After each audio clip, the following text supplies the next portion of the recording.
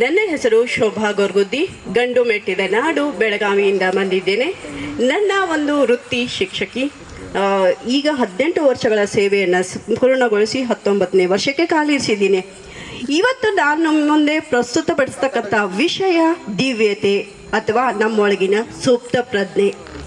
Sir ಬೆಳಗ್ಗೆ ಒಂದು ಮಾತನ್ನು ಹೇಳಿದರು, ಶಿಕ್ಷಕನಾಗಲಿಕ್ಕೆ ಕೋರ್ಸ್ ಬೇಕು, ಇಂಜಿನಿಯರ್ ಆಗಲಿಕ್ಕೆ ಕೋರ್ಸ್ ಬೇಕು, ಹಾಗೆ ಒಬ್ಬ ವೈದ್ಯನಾಗಲಿಕ್ಕೆ ಕೋರ್ಸ್ ಬೇಕು.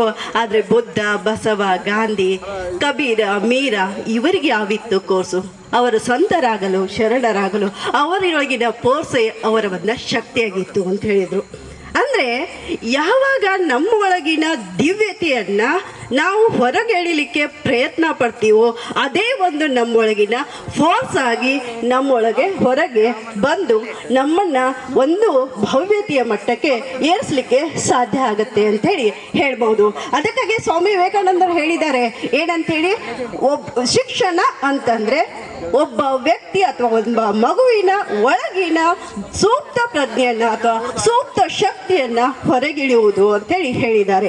ಅಂತಹ ಒಂದು ಶಕ್ತಿಯನ್ನು ಹೊರಗೆಳಿಲಿಕ್ಕೆ ಅಕ್ಕಮಹಾದೇವರು ತುಂಬ ಸೊಗಸಾದಂಥ ವಚನವನ್ನು ಹೇಳಿದ್ದಾರೆ. ಲೋಕದ ಚೇಷ್ಟೆಗೆ ರವಿ ಬೀಜವಾದಂತೆ ಕರ್ಣಂಗಳ ಚೇಷ್ಟೆಗೆ ಈ ಮನವೇ ಬೀಜ, ಎಣಬಳ್ಳುವುದೊಂದು ಮನ, ಆ ಮನ ನಿಮ್ಮದಾದ ಬಳಿಕ ಎನಗೆ ಬಹುಂಟೆ ಚೆನ್ನ ಮಲ್ಲಿಕಾರ್ಜುನ ಅಂತ ಹೇಳ್ತಾರೆ.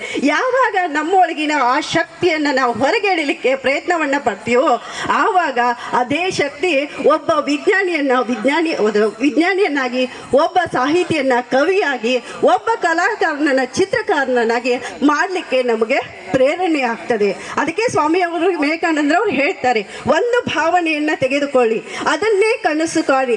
ಎಷ್ಟರ ಮಟ್ಟಿಗೆ ಕನಸು ಕಾಣಿ ಅಂದರೆ ನಿಮ್ಮ ಮಾಂಸಖಂಡ, ನಿಮ್ಮ ರಕ್ತ ಖಂಡಗಳು, ಹಾಗೆ ನಿಮ್ಮ ಒಂದು ಏನಪ್ಪ ಅಂದ್ರೆ ನರ ನಾಡಿಗಳೆಲ್ಲವೂ ಆ ಆದರ್ಶದಿಂದ ತುಂಬಿ ತುಳಿಕಾಡಿದಾಗ ಮಾತು ಹೊಮ್ಮುತ್ತದೆ, ಕೈಗಳು ಕೆಲಸ ಮಾಡುತ್ತವೆ ಅಂತ ಹೇಳ್ತಾರೆ. ಅಂದಾಗ ನಮ್ಮ ಒಳಗಿನ ಆ ಶಕ್ತಿ ಬರುತ್ತೆ. ಅಷ್ಟೇ ಅಲ್ಲ, ಇನ್ನೊಂದು ಕಡೆ ಗೈಟೆ ಅನ್ನುವಂಥ ವ್ಯಕ್ತಿ ಹೇಳ್ತಾರೆ, ಏಕಾಂತದಲ್ಲಿ ಪ್ರತಿಭೆ ಹುಟ್ಟಿದರೆ ಪ್ರಪಂಚದೊಡನೆ ಹೋರಾಡುವುದರಿಂದ ಶೀಲ ನಿರ್ಮಾಣ ಆಗುತ್ತದೆ ಅಂತ ಹೇಳಿ ಹೇಳ್ತಾರೆ.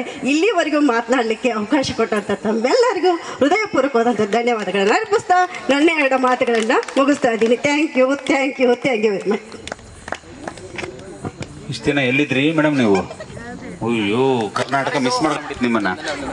ಕಟ್ಟ ಅದ್ಭುತವಾದಂಥ ವಾಗ್ಮಿ, ಅವರ ಆಂಗಿಕ ಭಾಷೆ ಆಗಿರ್ಬೋದು, ಹೇಳುವಂಥ ವಿಧಾನ, ಶೈಲಿ, ಪ್ರೆಸೆಂಟ್ ಮಾಡುವಂಥ ಪ್ರಸ್ತುತೀಕರಣ, totally over all simply mind blowing madam. ಅದ್ಭುತ.